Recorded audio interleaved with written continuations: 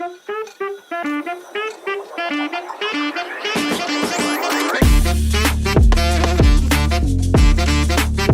boa noite, hoje a gente está aqui no nosso podcast especial sobre o projeto Pique Atípico.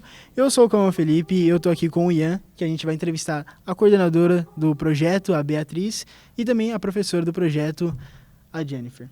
Bom, Beatriz, como que surgiu a ideia de criar o projeto Pique Atípico? Bom, o projeto, primeiramente, ele surgiu assim, né, porque eu sou mãe atípica, então eu tenho um filho, né, autista. Hoje o Joaquim tem 7 anos, ele é autista, nível 3 de suporte, então ele precisa, né, sempre de estar alguém em cima, alguém cuidando. E foi vendo, né, toda a realidade da nossa comunidade, né, da nossa cidade, que precisa hoje de um lugar para as nossas crianças, para os nossos jovens, né, os adolescentes e os adultos, que infelizmente não tem, né? Então, e aí foi realmente buscando um espaço para eles poderem aonde ter uma inclusão, aonde crescer, aonde desenvolver, né, aonde criar laço com outras crianças. Então foi a princípio essa ideia, né, de realmente ter um espaço para eles, né, independente da idade. E aí, buscando, né, mais informações, me juntei com uma outra mãe, a gente escreveu todo o projeto. E aí, depois de toda essa ideia, a gente foi atrás de mais informações e fomos até uma pessoa que nos auxiliou, né? Então, hoje a gente trabalha para assistência social e foi onde o projeto nasceu, né? O projeto nasceu em 2024, então a gente tem 2 anos aí. Foi em abril, né? Então, já tem 2 anos de projeto. Então, foi onde tudo deu início.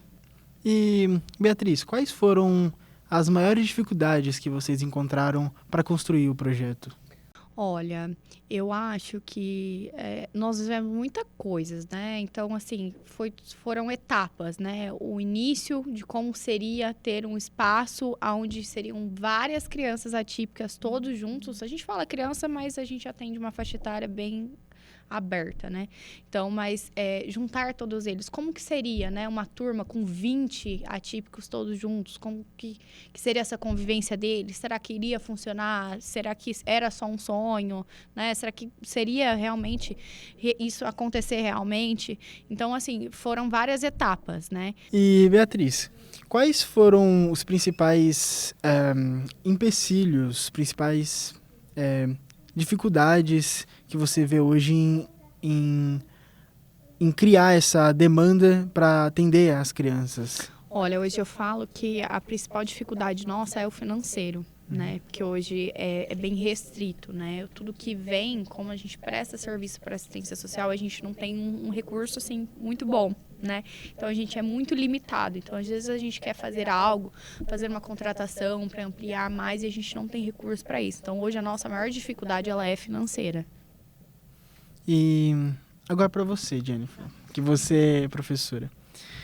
Eu gostaria de saber como é ensinar para essas crianças no mundo que a gente vive hoje. Sim, como a Beatriz passou para vocês, a gente atende todos os tipos de criança. A gente atende de 6 até 24, a gente tem uma menina de 24 anos lá. Então, a gente tenta, assim, adaptar. Como que eu vou dar uma aula de futebol? Tem muita criança que não vai se interessar pelo futebol.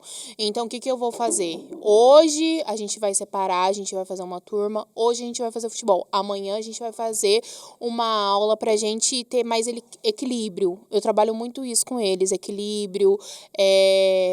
A gente trabalha muito a gincana, porque aí a gente consegue trabalhar várias partes motoras do corpo. Então, assim, a gente vai adaptando tudo. É legal você falar isso, realmente poucas pessoas têm a dimensão do quanto esse mundo atípico é importante hoje em dia e justamente a gente trazer isso em pauta, trazer cada vez mais importante para que as pessoas saibam, né? E eu gostaria de perguntar para você qual você acredita que é a principal diferença que a família pode fazer, tanto para ajudar quanto para apoiar essas pessoas atípicas? A diferença, eu acho que a inclusão ela é muito maior do que a gente pensa. Não é só tentar colocar dentro de uma sala de aula ou então manter sentado numa cadeira. A inclusão é a gente se adaptar a eles. Como que a gente molda a nossa vida em volta da criança, desde pequenininho até o maior. Então, assim, a dificuldade dele é andar de bicicleta? Não, então, peraí, a gente vai começar com a motoca, vamos regredir, vamos voltar para a motoca, vamos começar com a motoca, e por aí vai. E, assim, não tentar, a faixa etária dele já tá fazendo tal coisa. Não, você tá colocando seu filho dentro de uma caixa, e você não precisa prender seu filho dentro de uma caixa. Então, assim, a família ela tem que se adaptar e ver quais são as necessidades de cada criança. Eu gostaria de saber de vocês duas, qual foi a história envolvendo tanto as crianças quanto o próprio projeto que mais impactou vocês? Nossa, tem muitas, hein? Não. E a gente tem crianças, assim, muito especial. A gente tem essa menina de 24 anos que a mãe veio procurar a gente, porque, assim, por ela já ter uma idade mais avançada, não ia mais pra escola, não era qualquer lugar que aceitava ela. E, assim, quando ela chegou pra gente, a gente assustou. 24 anos, o que a gente vai fazer? O que vai ter interesse para ela? Mas, assim, ela tem uma cabeça de criança de 7 anos que tá ali com a gente, entendeu? E ela é extremamente amorosa. Então, assim, é uma criança que se tivesse numa escola ou então em qualquer outro projeto, pode ter certeza que foi negado vaga para ela, por ela ter essa certa idade, ela seria uma criança extremamente amorosa, extremamente carinhosa. E muitas das vezes negaram vaga para ela. E a gente abriu, a gente acolheu. Então, assim, ela é muito amorosa, ela cuida das crianças pequenas. Então, assim, é muito, muito bom receber esse tipo de criança. E tem várias, tem o menino, né? O Márcio, Conta do Márcio. Não, mas o que mais me comoveu foi Benjamin. Lembra Foi do Benjamin? Benjamin. Benjamin, ele era uma criança, ele não tá mais com a gente hoje, mas ele foi atendido logo no primeiro espaço que a gente estava. Bem no comecinho. Ele tinha 6, 7 anos e ele era uma criança que ele só batia. Você via que foi uma criança, assim, criado realmente sem amor, sem carinho. E ele, com as outras professoras, ele era super agressivo, ele só vinha comigo. E comigo, ele era um doce. E só tínhamos reclamação, ele pulava o muro da escola, ele pulava a grade. O dia que eu chegava 5, 10 minutos atrasada, que eu não tava no projeto, ele não entrava pra dentro, se não fosse comigo. Se não fosse comigo. Então, assim, é uma história que, além, né, dele ser autista e tudo mais, a gente pega carinho e tenta entender qual que é a realidade, porque não é só o autismo, às vezes é falta de atenção, às vezes é falta de compreensão da família. E o que você espera do futuro do projeto? Como você vê daqui a 2, 3, 4 anos? Como vocês vão estar? Olha, sonho, na verdade, né? E a gente busca por sonhos, né? A gente está começando um processo de vários eventos para reformar nosso espaço. Então, a gente está agora, o próximo é nosso parquinho, né? Então, assim, estamos buscando o máximo possível. Mas eu espero que a gente cresça cada dia mais, se Deus quiser tenha vários núcleos, né, em Rio Preto, porque a gente atende ali bastante a região norte, mas tem vários lugares porque a gente sabe da dificuldade dos pais de conseguir levar. Então, o máximo que a gente puder expandir, trazer mais voluntários, mais profissionais para trabalhar com a gente, nossa, realmente é perspectiva de vida para nós. Porque a gente começou pequenininho, a gente começou dentro de uma sala, dentro de outro projeto, extremamente limitados. E hoje em dia, onde a gente já tá, já é bênção pra gente, sabe? Mas a gente quer transformar isso e fazer ficar muito melhor cada dia mais para as crianças. E assim, sonhar pode bater lá no teto, que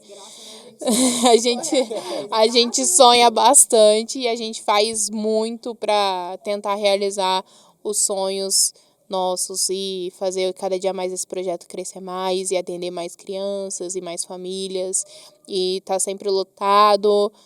Isso daí que é a vontade, acho que de todo mundo que tá lá dentro. E hoje, quantas quantas famílias, quantas crianças vocês atendem? Hoje a gente tem 63 famílias que são atendidas, matriculados lá no projeto, né? Mas eu acho que já passaram mais de 100 crianças por lá, com certeza. Umas 150 crianças já passaram por lá, né? Às vezes a mãe foi, ficou 3, 4 meses até conseguir o tratamento adequado. E aí foi para parte da área da saúde mesmo, mas já passaram muitas crianças. Porque eu acho que a gente conseguiria atender muito mais se a gente tivesse mais estrutura da parte da saúde, né?